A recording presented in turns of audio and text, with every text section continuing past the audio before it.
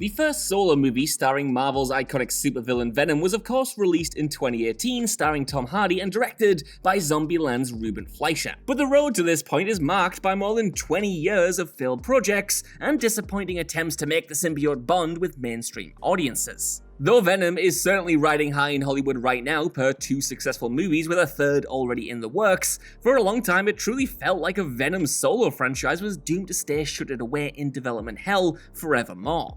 Even with Venom becoming known to the masses through his supporting villainous role in Spider-Man 3, as played by Topher Grace, it was more than a decade before the character reappeared on our screens. It certainly wasn't for lack of trying though, as between 1997 and 2018, a mind-boggling 6 separate attempts were made to get a film off the ground, with the last one finally sticking. But there's one prospective unmade Venom movie in particular that's generated a lot of discussion online. But before we get into that, let's quickly run down the other Venom projects that ultimately went kaput. I'm Josh from WhatCulture.com, and this is the insane Venom movie that nearly got made. First up, the graveyard of failed Venom movies. It all began in 1997 when future Dark Knight saga writer David S. Goyer penned a Venom script for New Line Cinema, which was set to star Dolph Lundgren as Eddie Brock in a film that would pit him against his nemesis Carnage. That sounds mad, but it definitely was more of a false start, as it wasn't long before the rights were eventually picked up by Sony, who pressed on with Sam Raimi's Spider-Man trilogy instead. No one to let a good idea, or potentially profitable character down though,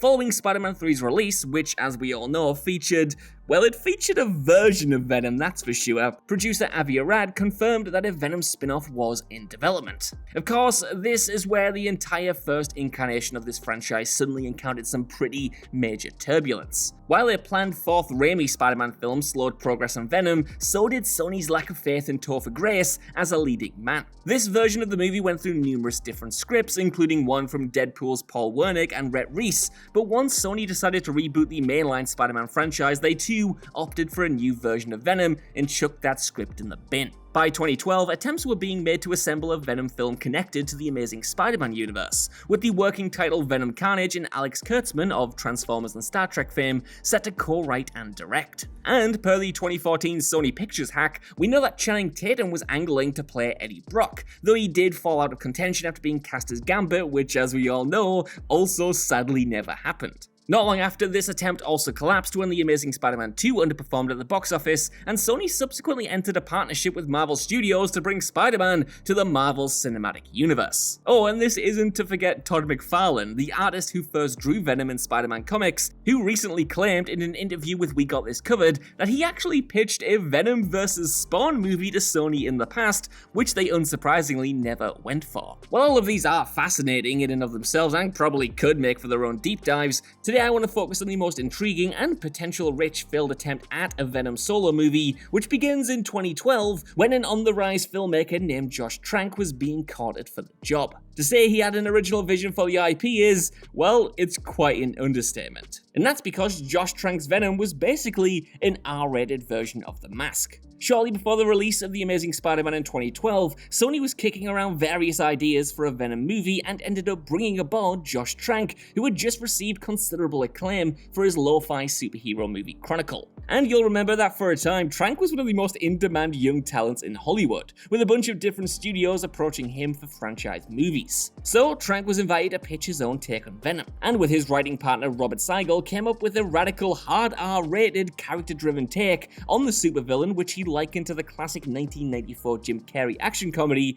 The Mask. Trank said, quote, "I thought this was an opportunity to make something really character-y, uncomfortable, and break ground in terms of having this super nuanced, uncomfortable character story with the branding of a massive 4-quadrant superhero film. I immediately thought about The Mask. This could be like a really cool synthesis of everything about The Mask that I loved, but infused into the lore of this iconic Marvel character," end quote. So with that in mind, Trank and Siegel went away and prepared their story treatment, but hit a sad if predictable roadblock once they turned it over to Sony. And that's because Sony didn't like Trank's uncomfortable Venom story. In fact, Trank and Siegel's treatment was apparently hated by Spider-Man producer Matt Tolmach, who recommended a totally different and presumably far more sanitized through line for Venom, which Trank decided to walk away from. And like that, Venom was back to the drawing board. So, what happened next? Well, while this take on the character does sound fascinating, we all know what happened with Trank's first proper foray into the world of big-budget superhero filmmaking. That's because the director, of course, went on to instead helm Fox's ultimately doomed Fantastic Four reboot,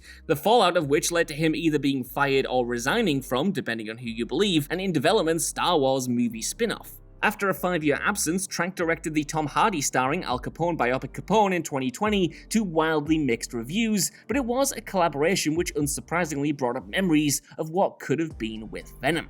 As for Venom himself, following the implosion of the Amazing Spider-Man franchise, Sony had the good sense to devise a standalone Venom movie that would kickstart its own shared universe, later dubbed Sony's Spider-Man universe, and this time it actually stuck. And interestingly, the initial rumors at the time for this movie did indicate that a hard R approach for the character would be taken, which obviously turned out not to be true, even if Venom does have a darker edge than other Sony fare. In October 2017, Venom started principal photography under director Ruben Fleischer, with Tom Hardy starring opposite Michelle Williams and Riz Ahmed. And like that, the world waited anxiously to see how a 20 years in the making Venom solo movie would turn out. So, did we get the best Venom movie? Well, that depends. Was Venom successful? Absolutely. It made over $850 million worldwide. But was it any good? That's more debatable. What with the largely negative reviews but broadly positive notices from general audiences. Trickier still, though, is the question, would the Josh Trank movie have been any better? Commercially, the answer is probably 100% no.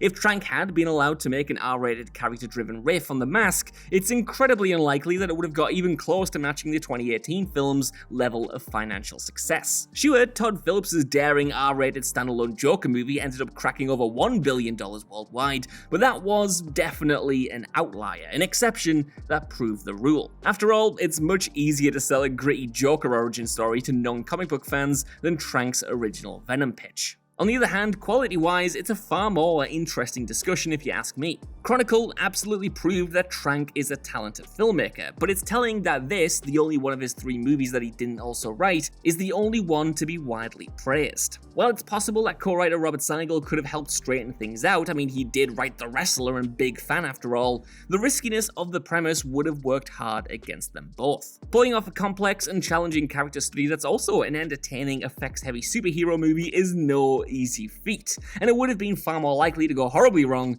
than actually succeed. Trank's take at least sounded far more interesting than the fairly generic mass-market friendly version that we did end up getting though, with Tom Hardy's excellent humorous double performance being the exception to that, and though the recent sequel brought both higher highs and lower lows, it still feels like Venom is destined to remain muted under the PG-13 umbrella. For his own part, Trank seems genuinely thrilled that a version of Venom is now out there at all, and has been such a huge success, commercially at least, saying, quote, "I'm so happy it did as well as it did, and it's cool to know everyone loves Tom Hardy for that, and he's one actor out there who's really gonna get there while at the same time having real bona fide potential as an action star. It's so rare," end quote. Finally then, what does the future hold for the Lethal Protector and also for Josh Trank? Trank has kept fairly quiet since the release of Capone in mid-2020, though is apparently developing a CIA TV series set to again star Tom Hardy. However, it wouldn't be remotely surprising if this fell through in light of both Capone's reception and Hardy's busy schedule. Speaking of which, the future at least seems brighter for Venom. Recent sequel Let There Be Carnage was an incremental improvement upon its predecessor and also a commercial success,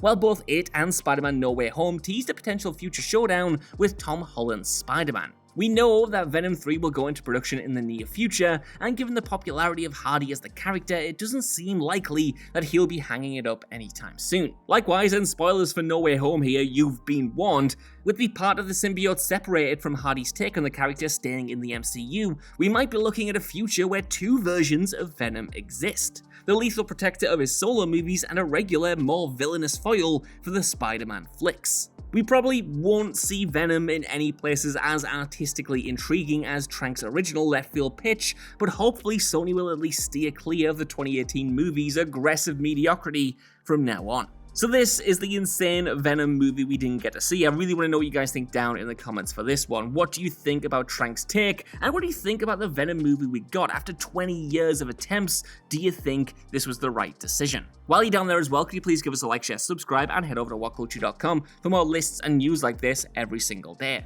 Even if you don't though, I've been Josh, thanks so much for watching, and I'll see you soon.